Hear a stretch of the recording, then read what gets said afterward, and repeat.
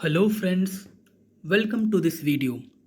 In this video, we shall discuss an event of Indian history that took place on 7th of August. आज जो event discuss करेंगे हम वो रविंद्रनाथ ठाकुर से related है, जिसे हम रविंद्रनाथ टैगोर भी कहते हैं। आज रविंद्रनाथ टैगोर की डेथ एनिवर्सरी है, तो इसीलिए आज हम रविंद्रनाथ ठाकुर को डिस्कस करेंगे और उनसे रिलेटेड प्रीवियस ईयर का एक क्वेश्चन भी देखेंगे।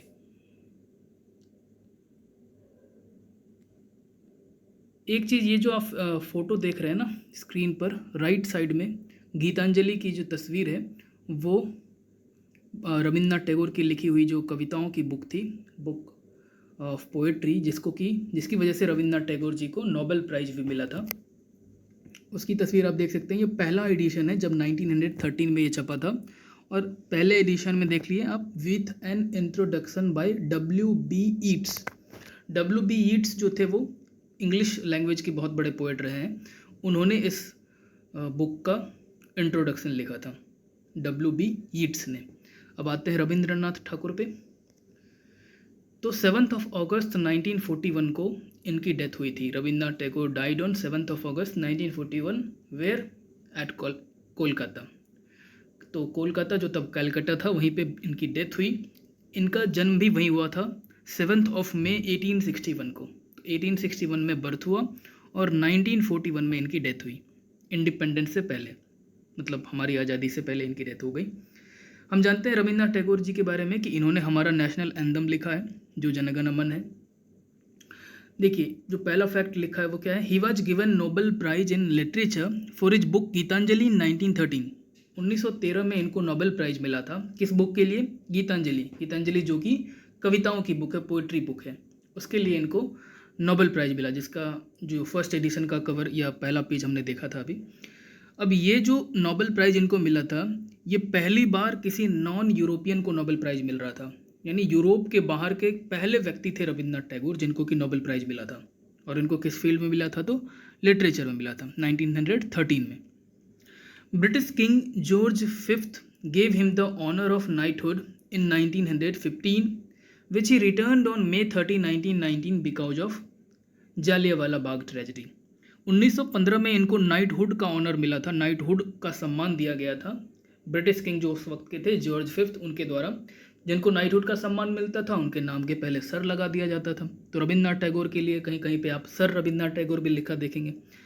लेकिन ये जो अवार्ड मिला इनको, या ये जो ऑनर मिला इनको, इसको इन्होंने 1919 में, 4 साल बाद, जब जालियांवाला बाग ट्रेजेडी हुई थी, हम जानते हैं 13 अप्रैल 1919 को जालियांवाला बाग ट्रेजेडी हुई थी अमृतसर में। जालियांवाला बाग में जो ग्राउंड था, वहाँ पर बहुत सारे लोगों को गोली मार दी गई थी अंग्रेज ऑफिसर के द्वारा, जो डायर था, जनरल डायर।